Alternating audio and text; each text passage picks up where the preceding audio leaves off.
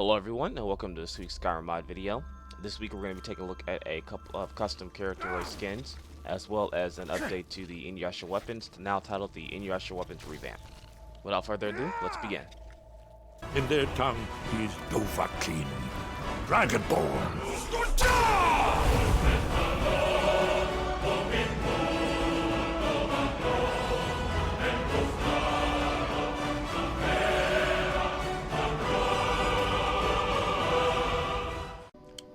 The first custom skin we're going to be taking a look at is the Ichigo. There's two versions of this, but they all come packed in the same download. One is the Hollow Ichigo, and the other one is Ichigo Kurosaki. The Hollow Ichigo is what you expect. Comes with the full hollow mask. Also, whenever you pick this class, you'll start off with his sword. Now, if you notice his stats, they are extremely high. So this is more for people who've already beat the game or who want to put the game at a higher difficulty setting but don't want to go through some of the stats to actually get to that level. So especially this is the case for Hollow Ichigo, also Ichigo Kurosaki, though he's about slightly weaker than Hollow. The cool thing is though, when you go to race this and go to the sex menu, you actually switch between the half mask and the full mask. So I thought that was actually really cool. Go over to Ichigo Kurosaki. There's also two versions of this. You can see regular. This backlight's annoying, sorry. And you have the inner hollowed version. They both have the same abilities, it's all in the matter of the skin itself. But if you was to pick one,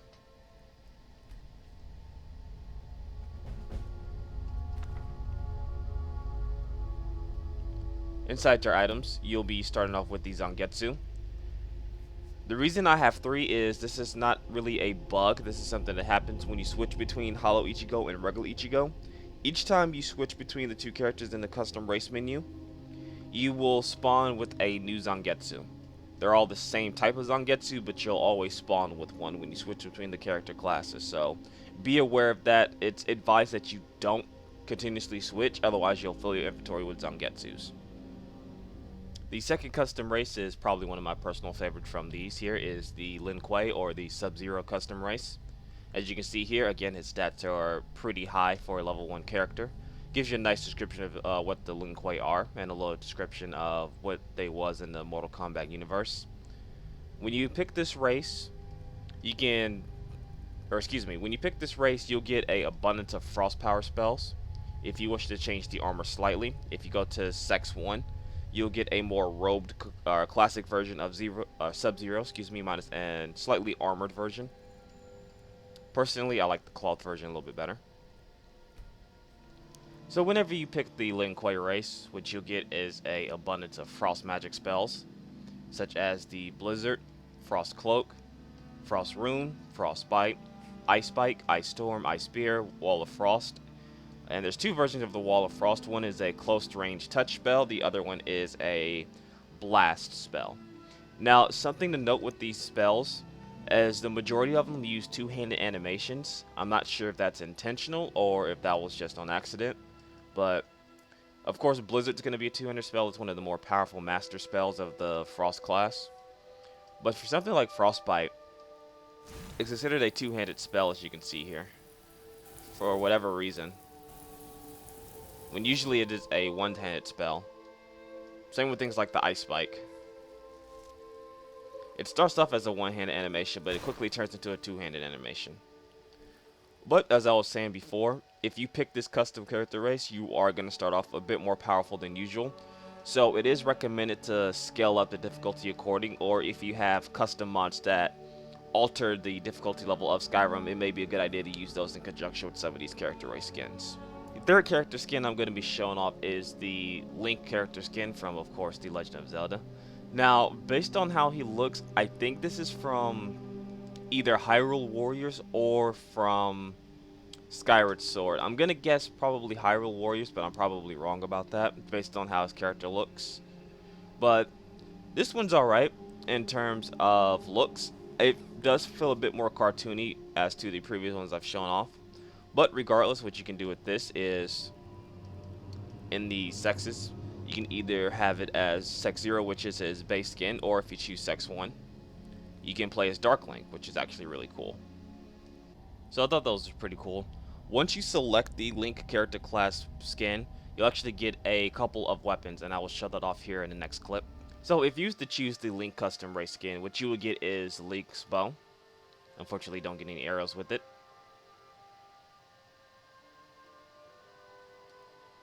The Link hookshot, which serves as a sort of whip style weapon.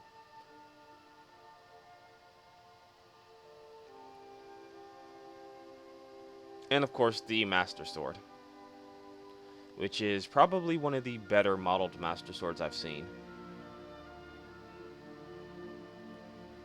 You also get the Hylian Shield.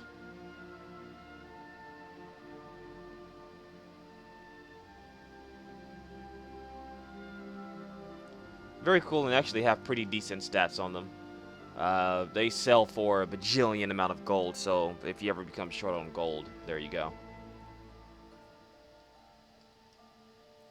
Sorry about that. But as you can see, it kind of shoots out as a whip-style weapon. It will be a bit flimmicky, simply because there's no actual whip styles in Skyrim, which is always kind of weird. Always baffles my mind. And of course, you have the standard Master Sword, which pretty much like your standard sword in the game. You'll start with these weapons. A quick side note, when you first spawn out, you cannot actually drop the shield. It is bound to Link's arm. The easiest way to solve this is to simply drop the shield and pick it back up again. That way it will act as an independent item instead of a bound item, and then you can equip and unequip it again and again. Another side note is that you can wear armor, but because it's a custom character skin, that character skin is always going to take priority over that armor. So just a side note, this applies to Ichigo, the Sub-Zero, and the Link body armor that I've shown. So just be aware of that if you try to equip armor and your character cannot see, or you cannot see the armor on the character and it's still the custom skin. The last armor skin we're going to take a look at is the Garrett Skin from Thief. This is from the newest iteration of Thief, I believe. The base skin actually has a high amount of archery and sneak. It's pretty much based out in terms of skill points. Of course, the actual perks themselves haven't been picked or selected yet. You'll still have to earn skill points for that. The interesting thing about this one is that it comes in two variations. You have the Thief Garrett, which is the skin armor here that I'm showing off. You also have the Garrett Nord, which is essentially just your base Nord, but you still get the items from Garrett's pack. So if you still want the items but you don't want to play as Garrett himself stuck in the body skin, there's always something to take a look at. But he also does come equipped with weapons, and I believe he comes with the most equipped in terms of overall items. So if you pick the Garrett skin, you'll get a collection of items, such as the explosion arrows, flash arrows, frost arrows, shock, steel, and iron arrows. Of course, iron and steel are just your basic normal arrows. Shock arrows, as you can imagine.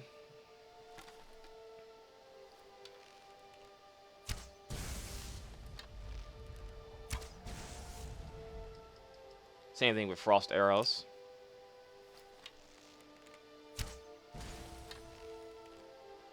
Now, the one that I don't completely understand is the flash arrows. I would assume this blinds the enemy. We'll test that out here in a second. But it looks like it causes either an explosion that flashes or stuns the enemy, or actually heals, which is weird. Sorry, I keep going back to magic. And of course, the last one being the explosion arrow, which can be also titled as the fire arrow if you wish. You'll also get the, again, I keep going magic. You also get the blackjack, which is Garrett's weapon of choice, at least in the newest Thief. Very short ranged. Does a good bit of damage though. You also get Garrett's bow, which I'll show off here in a minute. You also get Garrett's Claw, which acts as a ranged weapon.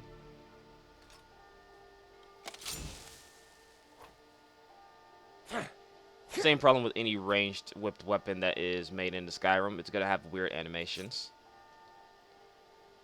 And of course, Garrett's Bow, which accidentally dropped. Very nice texture detail on these.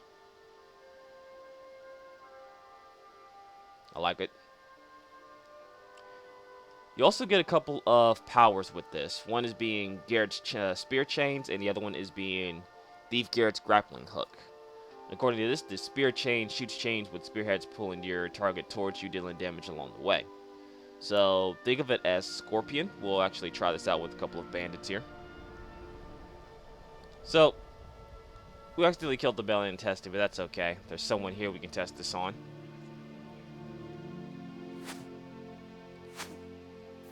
Now it is a bit hard to aim, but if you can do, as you see, it simply pulls the target towards you.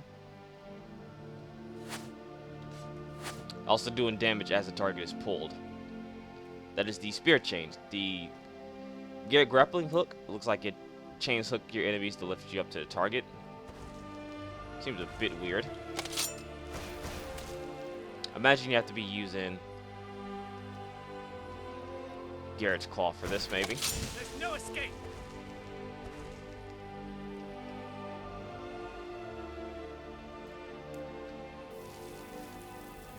Ah, okay, there we go. So what this does is allows you to chain yourself to any surface. Interesting. So you can pretty much bypass a lot of climbing with this, but I imagine you can fall, as you can see there. So it's actually pretty cool. It can be useful in certain situations, but a lot of Skyrim is very vertical. It's one of the level design choices that's probably made in this game, which is why you don't really use the jump button a lot. But regardless, it's very useful in certain situations. I like it. It could be a little bit better, but it has its uses, I imagine. Before we move on to the next mod, I'm going to actually show how to install these mods, because the download is a bit different from downloading from the Skyrim Nexus mod manager. First, you usually get a zip folder from the download links that I will provide. Once you do, you need to extract that raw file. You'll get a folder. We're going to be using a link mod, for example, here. Open that folder, and you'll get the meshes, textures, and a BSA and a ESP file. You need to copy all these files and put them into your Skyrim data folder. Not the base folder, but the data folder itself. Now, an alternative method, and the method that I would probably recommend you use, is that if you have the Nexus mod manager, which is highly recommended if you're actually modding Skyrim regardless, what you do is you come to the mods little tab here. You click on this folder here that says add mod from file. And then you need to find the raw file, not the extended version here, but the raw file itself. What you do is you extract that. Or not extract it, excuse me. What you do is select it. And once you do, it will show up in the unassigned. Just simply double click on that and it will install the mod. I find that to be a lot safer and a lot easier versus extracting the raw file and putting them inside the data folder. Just ever in the case that you want to uninstall or you don't want to use the mods anymore, it's highly recommended that you use the Nexus mod manager method. But I wanted to show off both methods just in case. So the final mod I'm going to be taking a look at is one that I've done in the past. It's been simply redone as a revamp.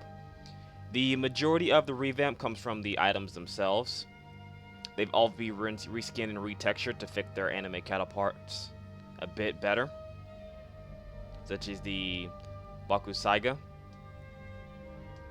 the Banryu,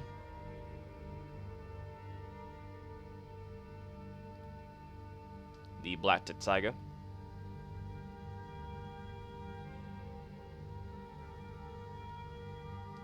the Diamond Tetsaiga,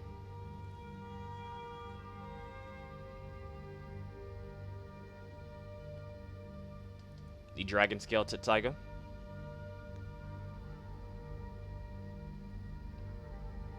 the Red Tetsaiga,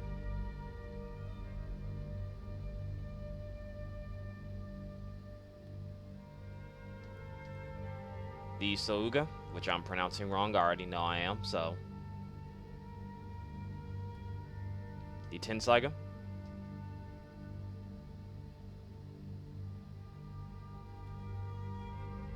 And the Tokijin.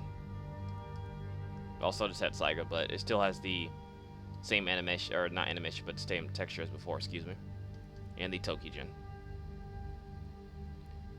Now, these weapons still do the same abilities as the video I've covered last time, so if you wish to check that out, you can click on the video on the right-hand side of the character. It will take you to the video which I've already done, which will go over what each one of the weapons actually does in this mod. So that's it for this week's Skyrim Mods videos. I hope you guys enjoyed it. As always, leave a like and comment. Comment on if you want to see a certain mod. Also, share the video around. It really helps out to spread what videos and mods that I cover. Especially those that not other people like to cover or do cover because they always get overlooked by something else. But I will catch you guys in the next video. Later.